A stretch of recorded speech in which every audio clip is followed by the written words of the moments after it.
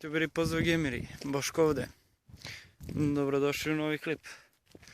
Ako ovaj klip pravim, to jest u ovom klipu ću pozdraviti sve koji me prate. Znači, zahvalit ću vama, imam dosta pregleda, znači za početak to je dosta.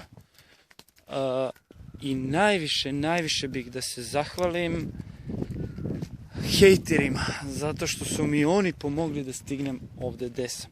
To jest, nemam ja sad neki uspjeh, wow, ja sam najpoznatiji ovo, daleko od toga, brate, nego oni su zaslužni da me ljudi sve više i više gledaju.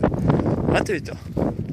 Da, znači oni su zahvalni i samo nek nastavi tako, jer što više hejtera imam, više će ljudi da me gledaju, naravno. Zato što oni su zahvalni tome.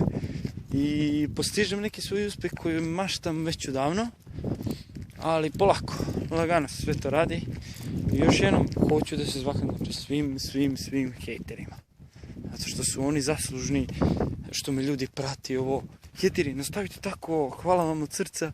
Samo nastavite tako da stignem tamo gdje sam planirao.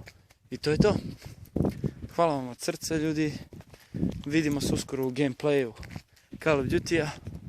Pozdrav, ljudi.